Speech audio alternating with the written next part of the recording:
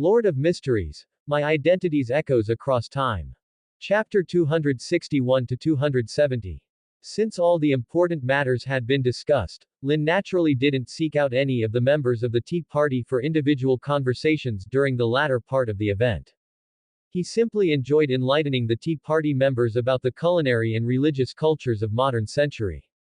Lynn also briefly shared some interesting historical anecdotes from the first epoch, sparking curiosity among some attendees before abruptly stopping, teasing them with tales of the conflict between the Lord of Mysteries and the God Almighty. Looking at the diverse expressions of the people in the banquet hall, Lynn smiled and said, "All right, since the story of the Lord of Mysteries and the God Almighty is finished, today's tea party ends here. I suppose many of you are eager to go home, reflect on life, or perhaps recover from your injuries," Lynn said, glancing at Amon and Tudor with an unapologetic smile. Yes, after Amon faced the gods' punishment, Tudor had also been ambushed during a free exchange session. As for who the perpetrator was, Lynn claimed to know nothing and insisted he didn't see the Evernight goddess and the true creator, one in charge of concealment and the other of delivering beatings. It just goes to show that there's truth to the saying, trouble comes from the mouth. However, Lynn felt a bit disappointed that everyone at the tea party was quite reserved this time. The discussions, which should have been lively, turned into a lecture by Lynn, with no one engaging in trades or substantial exchanges of information, which were mostly avoided with him, making the atmosphere rather dull. But there was no helping it. After all, it was the first tea party, and Lynn's credibility wasn't established yet. Given the cautious nature of these high-ranking individuals in the Beyonder world, their behavior was understandable. Next time should be better. They'll know me better, and with this experience, they'll likely be more willing to test the waters. Maybe I should even plant a decoy next time, Lynn thought to himself after sending off all the tea party members. Although he didn't know when the next tea party would be, he started planning nonetheless. Stretching, Lynn prepared to head to the divine kingdom of the Evernight goddess. Some matters discussed at the tea party were only briefly touched upon, and more detailed negotiations were necessary. If possible, Lynn was quite interested in meeting Artisan, who hadn't ascended to godhood yet. Unlike the fifth epoch, where the divine kingdoms were located in the astral world to fill the cracks in the Earth's barrier and fend off outer gods, the Evernight goddess's kingdom was established in the real world today, as the barrier was still intact. As Amonizes returned to her divine kingdom, ready to review the tea party's events and see if there was any information she had missed, she received a prayer from her pope, announcing the arrival of a guest. Amonizes raised an eyebrow in surprise. The Evernight goddess had anticipated Lynn's visit to discuss their transaction in detail, but she hadn't expected him to come so soon. However, the Evernight goddess quickly suppressed her astonishment and issued an instruction to her pope, soon welcoming a rare guest into her divine kingdom. "Nice to see you again, Lynn. I didn't expect our next meeting to be so soon," Amonizes said with a smile, pouring tea for herself and Lynn. "This is a floral tea I brewed myself. You might find the taste quite pleasant." "Thank you," Lynn said, taking a sip. The tea had a faint jasmine aroma, a slight bitterness followed by a sweet aftertaste. "How much honey did you add?" Lynn couldn't help but frown. "2 spoonfuls, Amonizes answered with a smile, sipping her tea.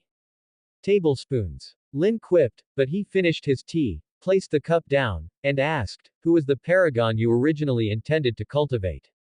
Amonizes paused, surprised by Lynn's abrupt change of topic, but she answered in her gentle voice, "I originally favored the god of craftsman Artisan.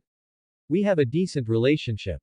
Though he had just ascended to sequence 1, becoming an illuminator, becoming a god isn't an overnight plan. I had enough patience to wait for him to digest the illuminator potion."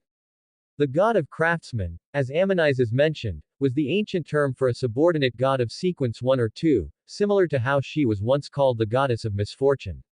The Evernight goddess preferred using their old titles when referring to certain old friends. This was also a probe. The Evernight goddess was testing whether Lynn intended to replace Artisan she knew. "Then you probably won't have to wait," Lynn said with a smile, unconcerned by the probe. Artisan was quite lucky. He ascended to sequence 0 without fully digesting the illuminator potion. Amonizes was taken aback, pausing her tea drinking for a moment before nodding. "It seems he is indeed a fortunate individual. Ascending to Sequence 0 without digesting a Sequence 1 potion was an extraordinary feat in any pathway, a rarity that left Ammonizes both surprised and somewhat wistful. But now, it seems he wasn't fortunate enough, she said, looking at Lynn meaningfully. You can't say that. Perhaps losing the Sequence 0 position was a form of luck for him too, Lynn said, shaking his head. It seems you had a good relationship with him. No wonder you cooperated well for so many years until you had a falling out near the apocalypse. Lynn was aware that Ammonizes' seemingly casual remark was another probe, testing his intentions towards Artisan, to see if he would eradicate him or spare his life. Artisan and I are indeed old friends, Ammonizes said, not denying it. She took another sip of tea, her lowered eyes hiding her thoughts, then placed her cup down and said, if possible, I hope he can have a good ending. End of chapter. Welcome to Fanfic Audiobook, your go-to place for immersive audiobooks. If you enjoy the content, don't forget to like the video and subscribe to our channel for more amazing stories. This is a clear statement, directly explaining the attitude of the Evernight goddess. She hopes that Lynn will not kill the god of craftsman Artisan, but if it is unavoidable, she will not turn against Lynn for it. At most, she will give Artisan a grand burial. This is very normal and aligns with the superficial relationships often seen among high-ranking Beyonders. Just as in the original work, the god of steam and machinery maintained a good relationship with the Evernight goddess, yet still chose to betray her. Likewise, the Evernight goddess never revealed her various plans to the god of steam and machinery. Let me put it this way, I really lack helpers. Since the Evernight goddess had made her intentions clear, Lynn also wanted to show his sincerity. He sighed and said, do you know what it's like for a slacker to be forced into hard work? Every day I think about when I can find enough workers to work for me. If Artisan is willing to follow me, I would be very happy to help him. As for Artisan already being Sequence 1, it was not a problem. High Sequence Beyonders can separate their characteristics. For example, Pallas and the Elf Queen have done so. Even someone like Zeratul has backup plans and survived after losing characteristics. It's just that usually, no one wants to do it unless absolutely necessary. Hearing Lynn's words, Ammonizes couldn't help but feel a sense of exasperation, yet strangely, not surprised.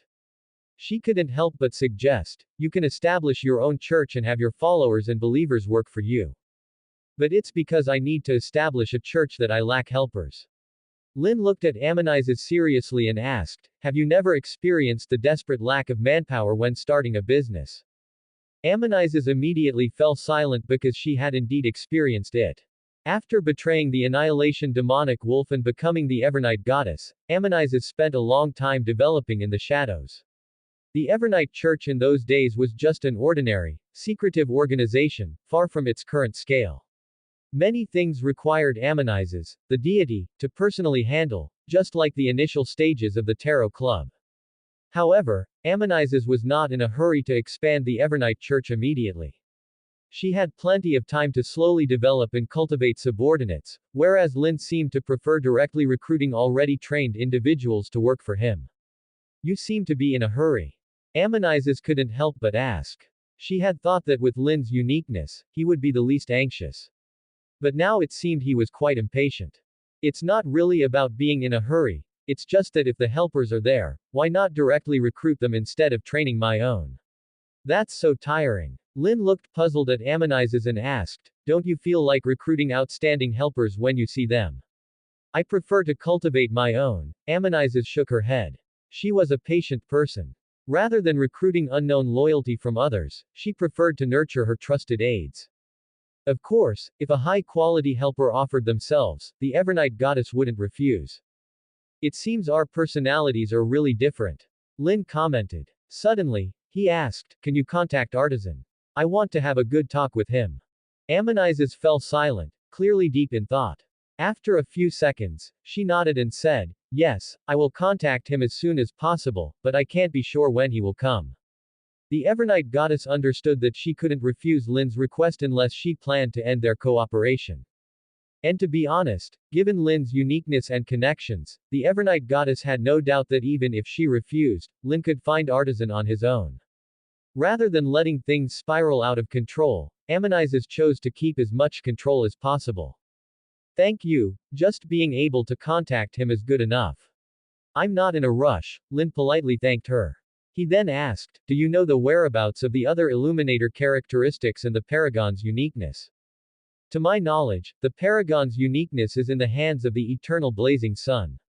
The Evernight goddess, now accustomed to Lynn's erratic thinking, did not conceal this information and smiled as she said, the eternal blazing sun has a good relationship with Artisan and likely wants to cultivate him into Sequence Zero as well.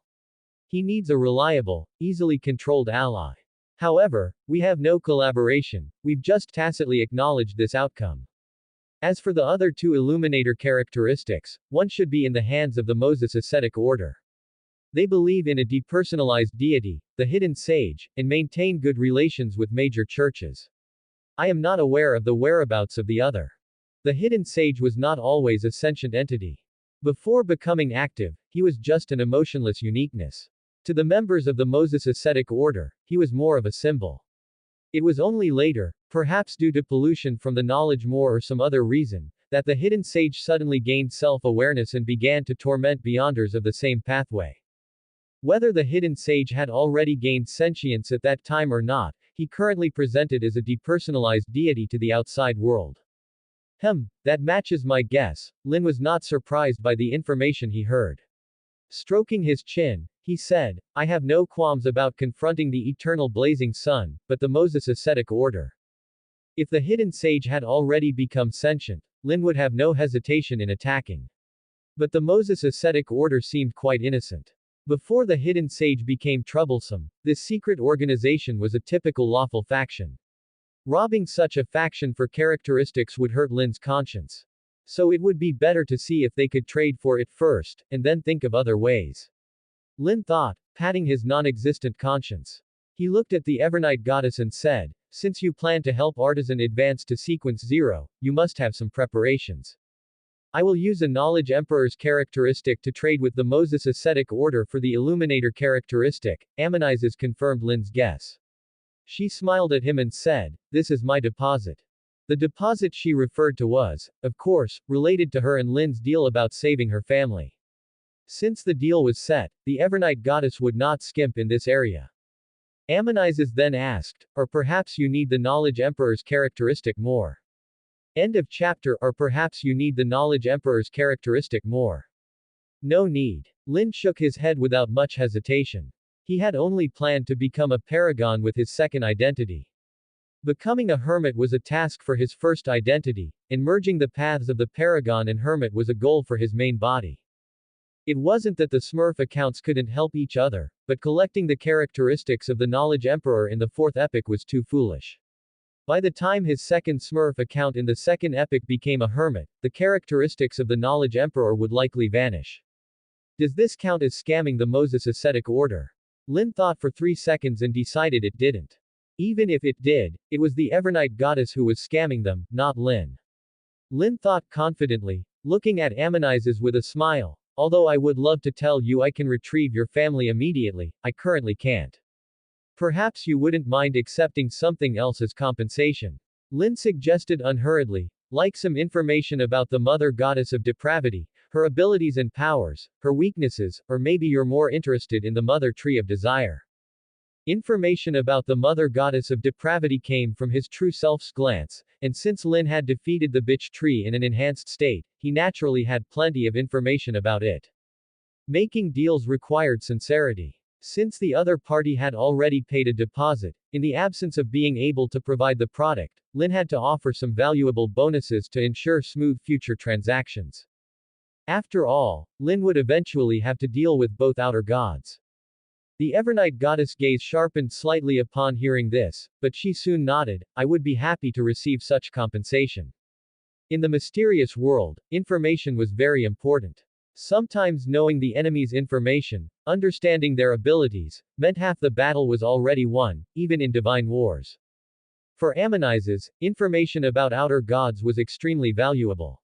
Normally, an ordinary Sequence Zero would find it very difficult to obtain such information due to the vast power disparity with the outer gods. Then, happy cooperation. Lynn was unsurprised and smiled while raising his cup. Happy cooperation. Amonizes raised her teacup in return. Indeed, reaching a cooperation with the Evernight goddess was a wise choice. This is much faster than collecting it myself. In the fifth epic, Lynn stood in front of a mirror, adjusting his clothes while muttering to himself, once I get the characteristics of the Illuminator from Amonizes and finish digesting the Knowledge Emperor's potion, I can set up the ritual and attempt a promotion. But does it make sense for a naturally mythological creature like me to have to digest a Sequence 2 potion? Lynn suddenly thought of something and couldn't help but complain. Lynn's complaint was justified. He realized that as a naturally mythological creature, Medici from the second epic didn't need to digest the Weather Warlock's potion. Although Medici still needed to gradually master his abilities like a regular Beyander to become a qualified Sequence 2, theoretically, giving Medici a Conqueror potion and helping him complete the corresponding ritual could make him advance to Conqueror on the spot. Moreover, this applied not only to Medici but also to other angelic mythological creatures. They still needed to digest higher sequence potions, but they didn't need to digest the sequence they were born with. Lynn. Right, the original story had this setting. When Lynn discovered this fact, he naturally recalled some scenes from the original, like how Emlyn White didn't need to digest vampire potions, which made him want to complain. Theoretically, his two identities were also naturally mythological creatures, so why did they need to digest the corresponding sequence potions? Does this make sense? Lynn felt it didn't, but there was no choice.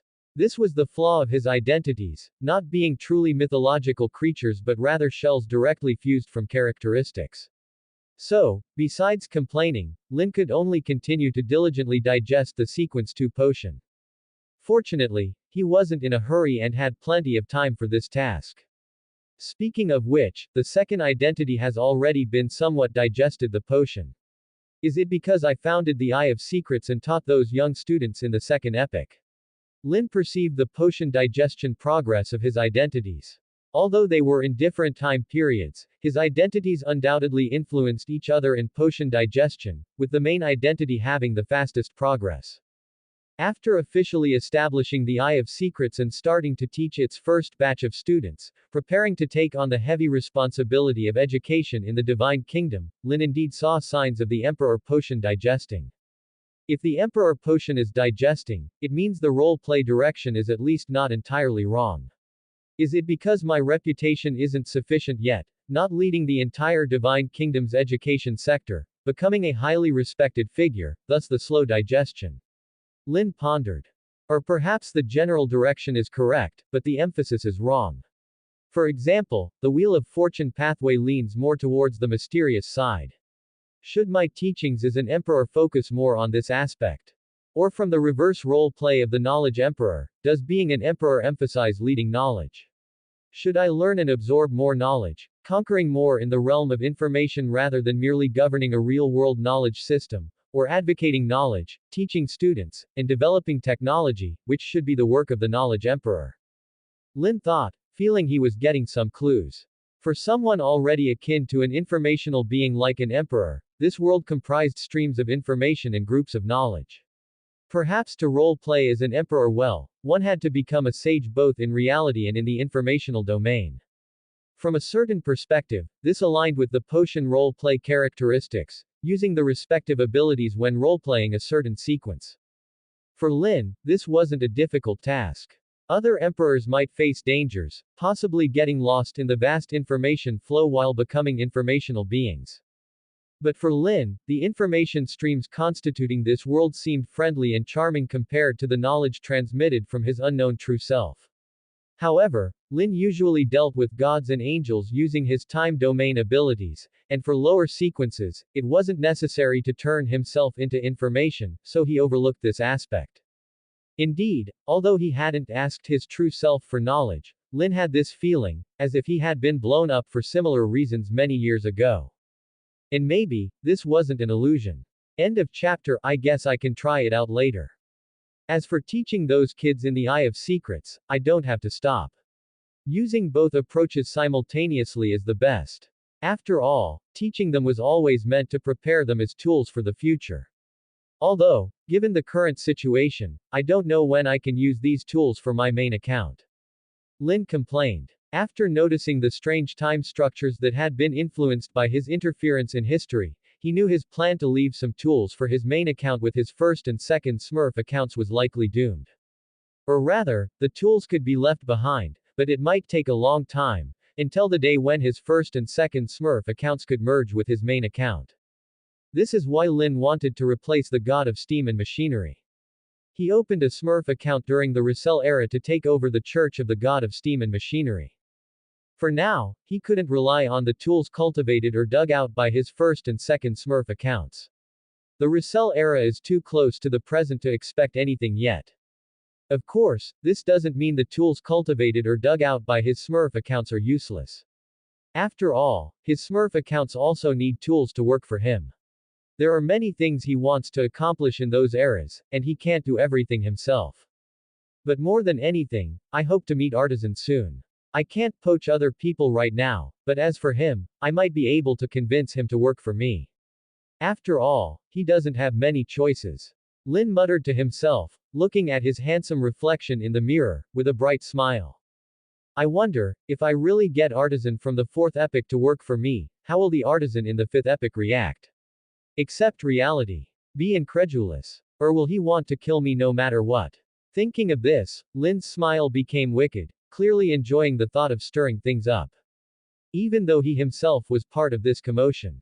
A true troublemaker should be willing to make themselves part of the trouble. Not really. Lynn was just prepared to be antagonistic towards Artisan. He was ready to beat the god when they met. There was no particular reason, just pure hostility towards the lucky one, and to vent for his fellow countrymen, and to make Artisan face reality, avoiding unnecessary troubles, and make him work for Lynn smoothly. Fists might not always work, but sometimes they are very effective. I feel like my thinking is not that of a mystery prior or a savant. Lynn self-deprecated, always self-aware in some aspects. He finally finished grooming himself, then went downstairs, out the door, and directly to the entrance of 15 Mink Street. Ding ding ding. Lynn grabbed the string hanging from the bell on the door and shook it vigorously while knocking on the door with his other hand, shouting, "Sherlock, open the door. I know you're home. You have the guts to take a commission, you have the guts to open the door." Clearly mimicking a popular meme. Soon, Lynn, who was having fun with the meme, heard hurried footsteps, and the door opened. Standing there, already dressed and prepared, was Klein, looking both helpless and embarrassed. "How much of your memory has returned?" Klein couldn't help but ask. He noticed his partner seemed to enjoy playing various memes lately. Although Klein didn't mind much, it was occasionally awkward when the meme was about him. Not much, mostly just fragmented memories, like. Lynn stroked his chin, looking at Klein, and said, "Sherlock and Moriarty seem to be arch-enemies."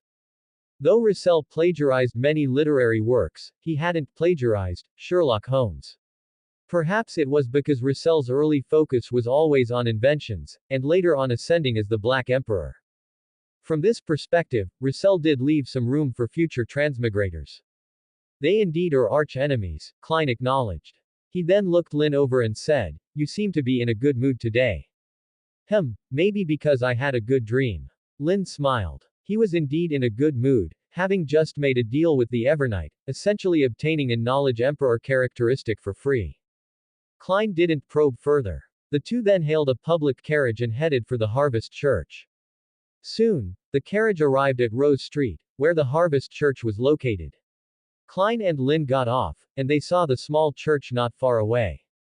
Unlike the mainstream faiths in Loan, Evernight, Storm, and the God of Steam and Machinery, the Church of Earth Mother was not treated as a heresy like the eternal blazing sun, hunted down, but it was still a minor faith. Thus, in all of Backland, there was only this small church. Even on weekends, the hall might not be filled with worshippers. Thus, at this moment, the church, with its notable spire and golden exterior marked by the emblem of life, was dimly lit and devoid of ordinary worshippers. Lynn looked up at the emblem of life on the exterior of the Harvest Church. It was a simple baby surrounded by symbols of wheat, flowers, and spring water, elegant and uncomplicated. Lynn couldn't help but recall the holy emblems of the Evernight, Storm, and other churches, and thought he might take some time to design one for himself. He intended to replace the god of steam and machinery and take over his church, but that didn't mean he had to take over everything as it was. For instance, the holy emblem needed a new design. Why not play a meme? Maybe modify the emblem of some well-known organization, or use recognizable symbols. Lynn stroked his chin, thinking it was a good idea. It would certainly surprise the future remnants of the pre-epic. As he pondered the design of his new holy emblem, Lynn and Klein entered the Harvest Church. Unlike in the original, where they snuck in stealthily, this time Klein, bearing the official identity of a red glove, entered openly through the front door. They saw neat rows of chairs, a large life emblem at the top, candles burning on both sides, arranged similarly to other churches Klein was familiar with, except for the different emblem. In the front row sat a tall man in a brown cleric's robe, looking about 40 or 50 years old. This was Father Utravsky. The devout priest seemed to be in the midst of his daily prayer to the Earth Mother. Suddenly, he paused, as if hearing something. TN. Another request for reviews. Seeing the number going up makes me more motivated. End of chapter. Father Utravsky's action of seemingly listening to something did not escape Lynn's notice. This made him outwardly calm, yet internally alert. He guessed that the Earth Mother might have discovered his presence and was giving orders to Father Utravsky. This was not unusual, considering this was the Harvest Church, the domain of the Earth Mother, and Father Utravsky was one of her favored ones. Given that the tea party of the gods of the fourth epic had just ended, the Earth Mother of the fifth epic had likely received related memories and would naturally pay special attention to information about him. In response, Lynn decided to wait and see what the Earth Mother intended to do while continuing to act unaware, maintaining his persona as Lynn Sotos. There was no possibility of blowing his cover. As for whether the Earth Mother would notice anything unusual, that didn't matter. He believed the Earth Mother was smart, just as he believed that even if the Evernight goddess might have guessed or noticed something, she wouldn't say anything. With this in mind, Lynn glanced nonchalantly at Klein beside him and then poked him, whispering, "Father Utravsky seems to be listening to someone. Could he have received a divine message?" Klein had also noticed Father Utravsky's listening action, making his expression somewhat peculiar as he observed the giant bishop not far away. While the two small, one cat and one dog were whispering in the corner, Father Utravsky finally finished listening. He then stood up, positioned himself before the holy emblem of life, extended his arms as if embracing an infant, and prayed. "Praise you, Mother of all." Father Utravsky recited softly with a devout expression. After concluding his prayer, he turned around and looked at Lynn and Klein by the main entrance. "Hello, guests from afar." Due to the widespread influence of Russell's culture, some idioms also still existed in this world. Asterisk. "Hello, Father Utravsky. X2. Lynn and Klein exchanged glances and greeted the priest simultaneously. Father Utravsky's gaze was gentle as he looked at them. His eyes then focused on Lynn as he spoke. "You must be Mr. Libert Abraham." "Ah, that should be me." Lynn hesitated, clearly immersed in his role. After a couple of seconds, he nodded, saying, "I did use that name once. The mother has given instructions for me to inform you that she is happy to participate in the next tea party and introduce some new guests." Father Utravsky conveyed the message with a curious yet not overly reverent look. This was likely because he was indeed a devout believer of the Earth Mother. "Ah." Lynn blinked, showing a confused expression. He looked at Father Utravsky, seemingly stuck for a few seconds before saying, "Ah, is it possible you have mistaken me? Though, it's not really a mistake, as that person is indeed also me. The mother's guidance cannot be wrong," Father Utravsky said calmly, as if stating a truth.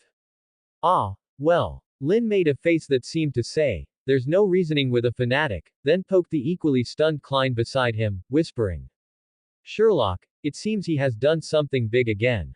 What about this next tea party and new guests? The information is a bit overwhelming.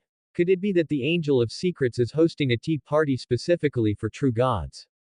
Despite saying this, Lynn, who had orchestrated and hosted the tea party of the gods, was well aware of the meaning behind the Earth Mother's divine message.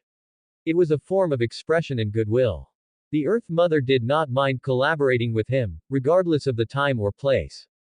This was not surprising, as the high-ranking beings of the Beyonder world were not fools.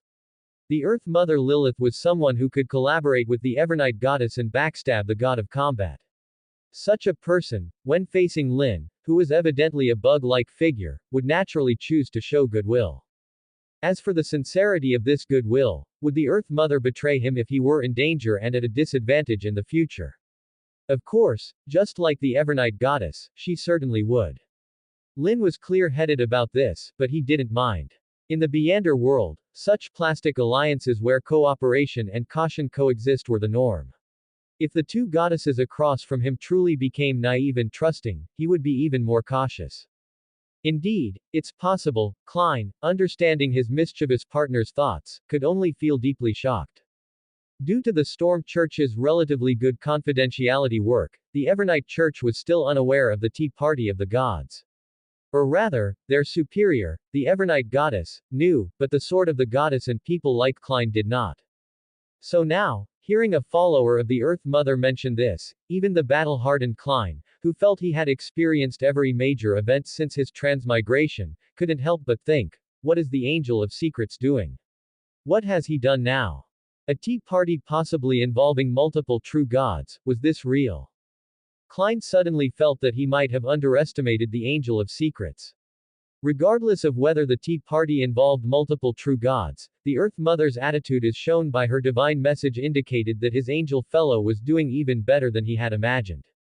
This made Klein both amazed and curious about the tea party the Earth Mother participated in. Would there be a chance to know the contents of the tea party in the future? Klein wondered inwardly, then heard Lynn suddenly ask. Father Utravsky, did the Earth Mother's divine message tell you anything about the tea party or her participation in it? Lynn asked with undisguised curiosity, as if he truly knew nothing about the tea party and was genuinely interested. Given Lynn's usual behavior, his curiosity naturally led him to ask. From this perspective, Lynn was indeed a meticulous actor. Father Utravsky shook his head. He didn't find Lynn's direct inquiry about the divine message offensive, only saying gently, the mother did not inform me about that. In that case, I still need to ask that person, but he probably won't tell me directly. Lynn pouted, showing his dissatisfaction openly. Klein then thought of the last tarot meeting when those diary entries mixed with Russell's were passed up, but he soon shook his head, realizing it was unlikely to find records of such recent events there. Those entries were from a much earlier time, whereas the tea party seemed to have just happened. Russell plagiarizes everything, even idiom's law.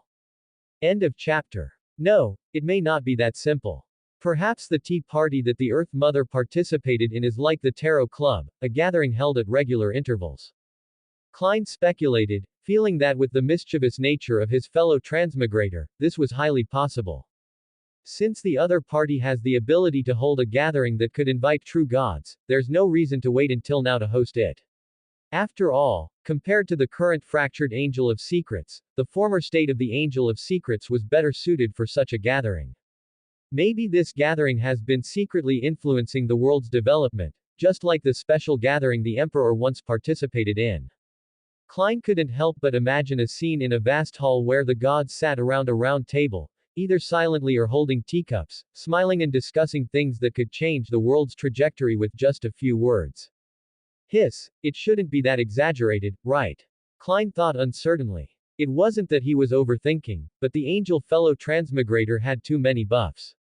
Descended in the second epoch, the brother of the war angel, the guardian is the true creator, and the false identity is the son of Mr. Door, among others. Connecting these with the angel fellow transmigrator's terrifying prophetic ability, Klein dared not imagine how terrifying a network the other party could have set up if he had intended to over the years. At least for now, the true creator and the Earth Mother clearly have close ties with the Angel of Secrets, while the attitude of the Evernight goddess. To be honest, Klein always found it strange. Initially, when receiving the mission from the church, Klein thought the Evernight goddess didn't know the angelic fellow transmigrator. However, later, he found that the Evernight goddess and the Angel of Secrets had a certain consensus on some of his matters, almost like a tacit understanding. The Evernight goddess's attitude towards the angelic fellow transmigrator was more probing rather than unacquainted. Combined with the contents of Lynn's diary, Klein had a suspicion. Perhaps the fellow transmigrator and the Evernight goddess indeed knew each other, but they clearly weren't in a close cooperative relationship. Instead, they each had their own plans but didn't clash on the broader scale, maintaining a tacit, mutually probing and cooperating relationship. At least regarding my matters, their attitudes are consistent. Both hope I can ascend to a higher sequence as soon as possible. Klein sighed at this point. He didn't know what was so special about him that made these two big shots value him so much. Was it because of that gray fog? Rationally, Klein thought so, but his intuition told him it might not be just that. Klein always felt that the Angel of Secrets, this fellow transmigrator who could predict the future, might have truly seen his complete future, which is why the other party had an inexplicable expectation of him. Such heavy expectations, Klein sighed inwardly. He wasn't too dissatisfied or had any thoughts of retreating. Whether proactive or passive, since he had already embarked on this path, Klein would strive with all his might to ascend and become stronger, even if it was just for the opportunity promised by the angel fellow transmigrator to reunite with his family. Klein wanted to control his own life and not be arranged by others, even if those arrangements were well-intentioned. He wanted to see his family and unravel the mysteries surrounding him and Lynn. All of this required Klein to ascend to a higher sequence to possibly get answers. Perhaps one day in the future, this pressure would make Klein hesitate, but for now, it only motivated him further. Just like that, Klein, keep your state of mind. When you ascend to the Fool, I'll bring your family over. That's my promise to you. Lynn naturally saw Klein's mentality and couldn't help but smile, softly speaking in his mind. Then, Lynn turned to Father Utravsky, showing a slightly apologetic smile, and said, "Sorry, Father Utravsky, I lost my composure just now." "It's all right." Father Utravsky shook his head gently, his attitude warm. He looked at Lynn and Klein, saying, "I think the primary reason you came here today wasn't to hear the Earth Mother's divine message. Our initial purpose was indeed not to hear the Earth Mother's divine message." Lynn nodded and signaled to the just returned to his senses Klein. The latter immediately stepped forward and explained their purpose to Father Utravsky, which was to complete the task assigned by him. In response, Father Utravsky solemnly reiterated the content and difficulty of his request to Klein. After confirming Klein's firm attitude and capability to complete the task, he agreed to tell Klein the information about his past self and the characteristics of the mental terror candle. Finally, Father Utravsky said, "If successful, you can get the apothecary potion formula or equivalent items from me, along with a sealed artifact with minimal negative effects." Evidently, though the situation was slightly different from the original, probably due to the Earth Mother's divine message, Father Utravsky's attitude towards Klein was even better than in the original. Hearing this, Klein was slightly stunned and couldn't help but exclaim, "Father Utravsky, you are indeed a generous person." Although he had come with the mindset of digesting the magician potion, Klein hadn't really thought about the reward before. Now, hearing Father Utravsky mention it, he suddenly felt he had gained a lot. He could digest the magician potion and get a reward, a double win. Naturally, Klein didn't forget the matter Lynn mentioned about a sanguine named Emlyn White. He gave a signal to the latter, and Lynn immediately understood and said, "It's like this, Father Utravsky. Besides wanting to solve your trouble, we also came to discuss a sanguine named Emlyn White held in your church." Lynn briefly explained the commission he received from Emlyn White's parents and concluded, "I've investigated, and Emlyn White indeed hasn't harmed any innocents. So, I want to ask if you could release him. For this, we can forego part of the reward." End of chapter. Father Utravsky quietly listened to Lynn's request, his expression remaining unchanged and gentle as he said, "There's no need for that. I never intended to keep that sanguine locked up indefinitely. As long as it's confirmed he's not dangerous and has no intent to commit evil deeds, I will release him after some time. Since you came for him and verified he's harmless, once my problem is resolved, you can naturally take him away. However, I hope that in the future, he can return to the church daily to volunteer for an hour. This will help him better understand the teachings of the Earth Mother and prevent him from straying down the wrong path," Father Utravsky said unhurriedly. As a favorite of the Earth Mother, he was well versed in the Church's tradition of developing sanguine as colleagues. So, while he was willing to release Emlyn for Klein and Lynn's sake, he still harbored the intention of spreading his faith. Lynn wasn't surprised by this and didn't intend to stop it. After all, becoming a follower of the Earth Mother would be a great benefit for Emlyn. Even if Father Yutravsky hadn't proposed it, Lynn would have. Smiling, Lynn said, "Thank you very much, Father Yutravsky. I believe Mr. Emlyn won't mind volunteering for a while." Beside him, Klein's expression was subtle. Knowing the Earth Mother's tradition of converting sanguines, he realized that Father Yutravsky intended to make Emlyn a follower. However, Klein had no position to object, as it was a normal promotion of faith. Father Yutravsky wasn't forcibly changing anyone's belief through brainwashing or hypnosis. Normal evangelism was something every church did. After finalizing the matter of Emlyn, Father Yutravsky didn't waste time and immediately lit the mental terror candle. Soon, Lynn saw both people close their eyes, entering the dream world and the priest's dreamland. Watching for a while, Lynn mused, "I can't see anything. How can I act as a spectator? Should I enter the dream too?" Lynn's expression was eager as he held a scroll, a spectator pathway scroll, which could help him enter others' dreams. However, after a few seconds of thought, Lynn put the scroll away. There wasn't any particular reason, mainly because the main battlefield was Father Yutravsky's dreamland. If Lynn joined in, he wouldn't perform well. Using outside abilities in someone else's dreamland might risk causing Father Yutravsky to lose control. Though a fun-loving person, Lynn had his limits. So, he just watched them for a while. Finding it dull, he decided to wander around Harvest Church. Since he couldn't play the role of spectator or witness a magic show, Lynn decided to return for the results after the fight. A few minutes later, Lynn wandered into the church's living area and saw a passage leading underground. At the end of the passage, someone was pounding on a stone door. "Let me out." Lynn raised an eyebrow but didn't step into the underground passage. Instead, he calmly said, "Hello, Emlyn White. You know me." Emlyn, trapped behind the stone door, was startled and then asked, "Are you here to rescue me?" Because of the distance, Emlyn hadn't heard Lynn and Father Yutravsky's conversation in the hall. "You could say that. I accepted a commission from your parents to find you. Though their reward doesn't match the difficulty of the task, considering you're somewhat interesting, I came to save you." Lynn smiled. "Then get me out quickly. Be careful of that priest, he's strong. Probably a sequence 6, Emlyn hurriedly urged, then remembered to warn, he's very powerful." Ahem, Lynn gently cleared his throat to interrupt and said, "Don't worry. I've already reached an agreement with Father Yutravsky. He's agreed to release you. However, you'll need to volunteer for an hour daily at the Harvest Church for a while. I believe this won't be difficult for you, right?" "Huh." Emlyn was taken aback, then exclaimed, "Why should I volunteer?" "Oh, I see. He wants to preach to me and convert me to the Earth Mother." "HMPH, no way. My devotion to the moon and the ancestor won't change. I won't convert to the Earth Mother." "Sure, because the Earth Mother and your ancestor are the same person, so it's practically no change at all." Lynn chuckled inwardly but outwardly kept a smile. He said, "So, you don't want to agree to Father Yutravsky's terms and prefer to stay locked up here?" No, this. Emlyn, who had been vehemently objecting, suddenly hesitated. He didn't want to stay locked up but also didn't want to agree to Father Yutravsky's terms. Perhaps Emlyn didn't mind volunteering so much as he hated the idea of being preached to convert.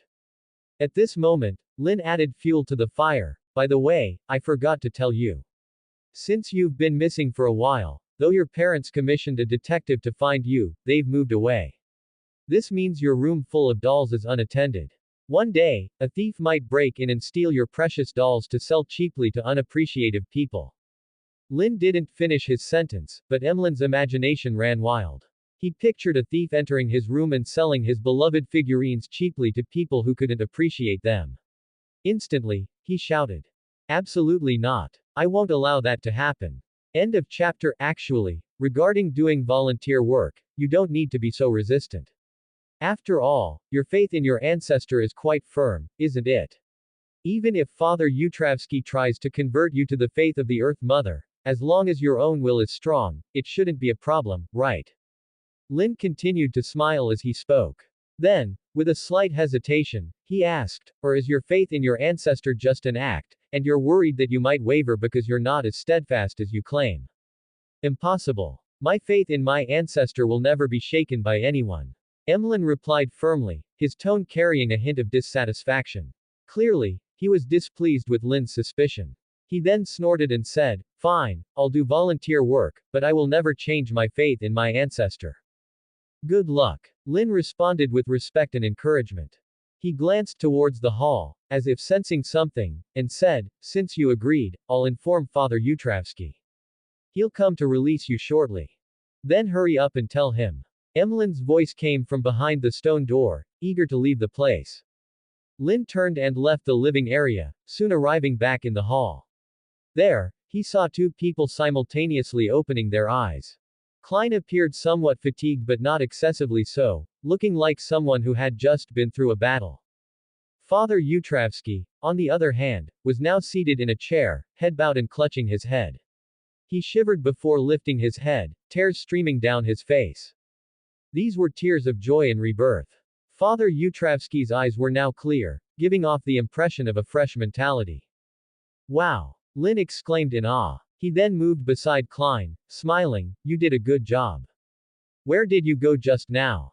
Klein asked, giving Lynn a sidelong glance, pointing out his partner's earlier absence.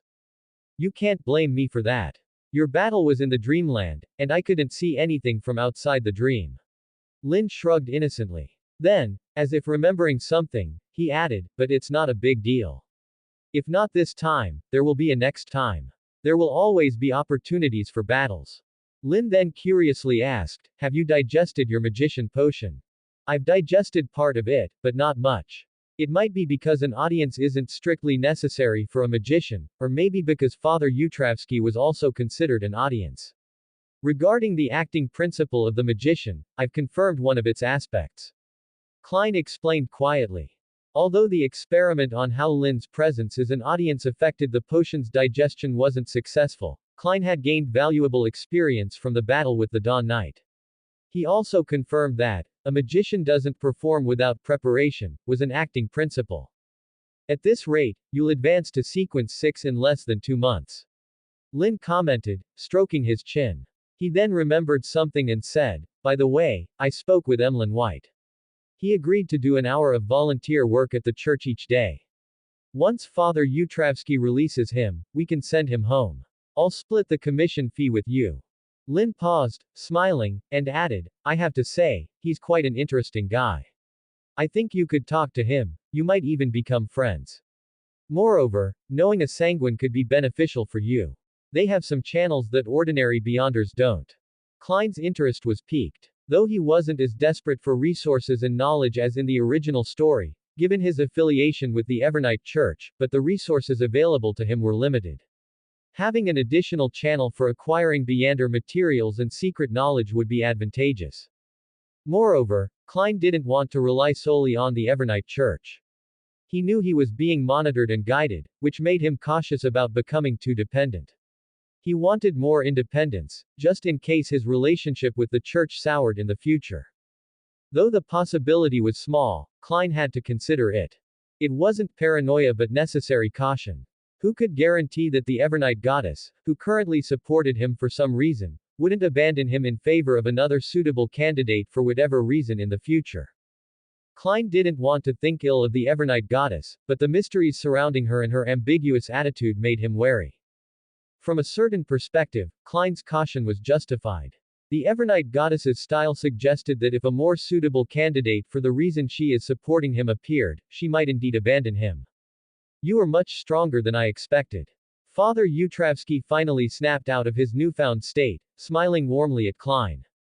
Klein responded with a blend of candor and humility.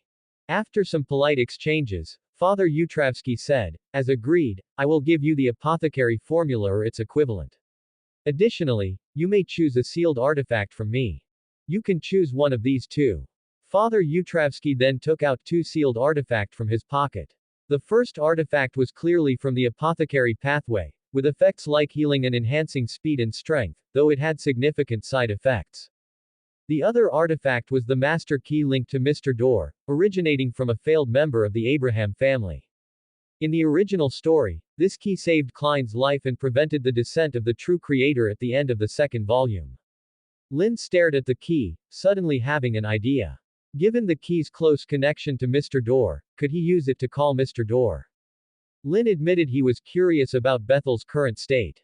If he could help Bethel improve his situation, that would be even better. End of chapter. Since he had already made up his mind, Lynn, known for his decisive actions, nudged Klein, who was choosing between two mystical items, and whispered, "Choose the master key. I sense something familiar about it. It might be connected to someone I know. I will buy it from you." Klein was momentarily stunned but quickly decided to take the master key. He then told Father Utravsky, "Father, I'll take the master key. As for the apothecary formula, I would like to receive its equivalent value in gold pounds."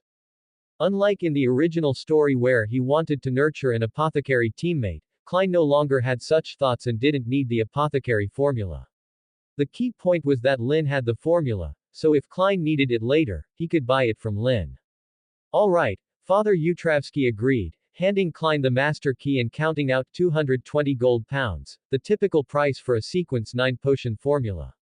Klein took the master key and the gold pounds, instinctively examining the small, brass-colored key without noticing anything unusual before handing it to Lynn. Lynn took the master key, holding it by the end, and didn't immediately make a call. Instead, he showed a slightly confused expression, as if trying to recall something. After a brief moment of acting, Lynn sighed, looked at Father Utravsky, and asked, "Father, do you know the origin of this mystical item? It might be related to someone important to me, although I can't remember anything now." Lynn's friend Bethel was important to him, although not as significant as Klein, Medici, or Saussure. "You might need to ask Mr. Emlyn about this," Father Utravsky replied frankly. He was the previous owner of the master key and wandered into the church because of it. Lynn and Klein's expressions changed slightly. Lynn continued acting, while Klein realized that the master key's negative effects were more severe than he had thought. The key might not just cause its owner to get lost but also encounter danger while lost. Klein wondered if their visit to Harvest Church had been anticipated by someone, given how perfectly things aligned with prophecies. "It's probably best to ask Emlyn then," Lynn said, rubbing his temples and looking towards the living area. "Father Utravsky, since your issue is resolved, can you release Emlyn? I still need to ask him about the master key." "Of course, but please wait a moment. I need to use a bit of time to place a constraint on the sanguine to ensure he comes to the church for volunteer work," Father Utravsky replied, taking the nightmare candle to the living area, likely heading to the basement. "It seems Father Utravsky intends to use the mental terror candle to plant a psychological suggestion on Emlyn," Klein remarked. He didn't think the method was wrong, given that it was the best way to ensure Emlyn kept his promise. "Let's hope the suggestion is only about volunteer work," Lynn hinted, deliberately misleading Klein while gazing at the master key in confusion. I hope the father doesn't try to force a change in faith," Klein replied uncertainly, not knowing Father Utravsky well enough to be sure. Seeing Lynn's puzzled look, Klein suggested, "You'll remember eventually. Feeling familiar with this key is proof. If you can't, you can ask the Angel of Secrets. He treat you differently and might reveal something after a few tries. Don't mention it. He only shares what he wants. If he cares so much, he could show me the script in advance." Lynn complained, then added, "I'm not afraid of forgetting. I'm just suddenly feeling sad. This key, or its attached aura, gives me a bad feeling." Klein's heart sank at Lynn's words, fearing the familiar might be in a dire state. Thinking of the fallen angel of war in Saussure, Klein hoped Lynn's acquaintance hadn't truly fallen. He could only hope they haven't fallen. End of chapter. While Klein prayed for his friend's acquaintance, the protagonist, Lynn, maintained a facade of confusion and sorrow while secretly sending out his divine avatar. The destination was not the Harvest Church but the place described in the original novel where the master key was produced, the location of the unfortunate Abraham family member's death. The divine avatar would wait there for the main persona to arrive, receive the master key, and then call Bethel. This approach would better help Lynn perfect his persona, reinforce the illusion of possessing the prophecy ability of the Angel of Secrets, and reduce the risk of exposure. As Lynn skillfully multitasked, Father Utravsky finally emerged from the residential area with a stranger. The young man, who appeared to be around 28 or 29 years old, had black hair, red eyes, a high nose bridge, and thin lips. Though handsome, he wasn't overly masculine. This was Emlyn White. As noted by the author of the original novel, Emlyn was quite the looker. Even after witnessing many high-value humans and mythological beings since his transmigration, Lynn had to admit that Emlyn White, despite being a bit naive, was indeed a top-tier handsome guy, just slightly less so than himself. At this moment, however, Emlyn's expression was quite sour, clearly indicating a foul mood. You didn't tell me that this old man would put me under a psychological suggestion. Emlyn, who could recognize people by the scent of their blood even without seeing them face to face, immediately identified the person he had communicated with earlier. He walked up to Lynn and complained discontentedly. Father Utravsky likely did it to ensure you wouldn't break your promise. If you had no intention of doing so, this psychological suggestion wouldn't affect you. Or were you planning to break the agreement? Lynn smiled, seemingly having adjusted his emotions. Of course, I wasn't going to break the agreement. Emlyn retorted without thinking. He frowned and grumbled, I'm just worried that the old man might implant other suggestions, like converting me to the Earth Mother's faith or something. I wouldn't do that. It goes against the Mother's teachings. Father Utravsky looked at Emlyn White and, without any ambiguity, shook his head directly. Father Utravsky then gave a long-winded speech, summarizing that, if you are destined to believe in the Earth Mother, you will naturally be guided and converted by her, as she does not wish us to forcefully change others' beliefs. HMPH, you say that, but who knows what you're actually doing? Emlyn wasn't willing to listen to Father Utravsky's sermon. Yet, it was clear he felt relieved, indicating that he didn't entirely distrust the priest. Emlyn then looked at Lynn and asked, do you really want to know the origin of the Master Key? Yes, considering we have rescued you. Could you tell us? Lynn replied with a smile. It's not a problem to tell you. After all, you did rescue me. Otherwise, who knows how long I would have been locked up. Emlyn nodded. Unlike in the original novel, where he tried to deceive Klein, Emlyn, feeling indebted to Lynn and Klein, had no intention of lying. He briefly explained the origin of the Master Key. This matter dated back a month. At that time, Emlyn, who had spent all his money on buying figurines and was so broke he had to steal blood bottles from hospitals, accidentally encountered a thief. After catching the thief, he found the Master Key on them. The thief got the key from 32 Verdi Street in the Southern Bridge District. As for more detailed information, I'm not sure. You might have to check that address to find out more. Emlyn shrugged. He truly didn't know more since the Master Key had only passed through his hands briefly. Hearing this, Lynn exchanged a glance with Klein, who then took out a coin and performed a divination in front of everyone. He's not lying, Klein said after finishing the divination and putting away the coin. Why would I lie? There's no need for me to deceive you. Emlyn grumbled, crossing his arms and looking at Lynn and Klein.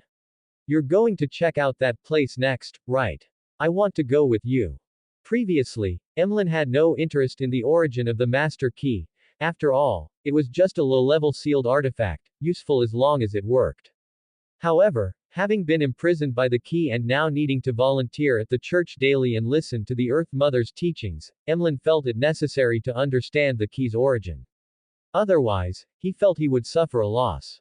If you want to come, then come. Once we figure out the key's origin, I can send you back. Although your parents have moved, I'm still waiting for you to pay me the commission fee. As a sanguine, Mr. Emlyn, you wouldn't default on a detective's commission, would you? Lynn smiled at Emlyn. Commission fee. Emlyn hesitated, then stiffened. He instinctively searched his pockets but found no money. All his belongings had been confiscated when he was captured. I won't shortchange you on the commission fee. I'll write to my parents, and the commission won't be less than agreed. Emlyn said, looking away, clearly embarrassed. Lynn couldn't help but laugh. He found Emlyn White, the sanguine, very interesting. Despite being morally upright to the point of stealing blood bottles from hospitals without remorse, his ethical standards were high. Maybe because he didn't consider stealing blood bottles to be theft. After all, it's a matter of survival. Lynn mused, dismissing further thought. He bid farewell to Father Utravsky and left the Harvest Church with Klein and Emlyn White. They took public places to 32 Verdi Street in the Southern Bridge District. The carriage soon arrived at their destination. As the group got off and approached the house at 32 Verdi Street, they found the door already open. End of chapter.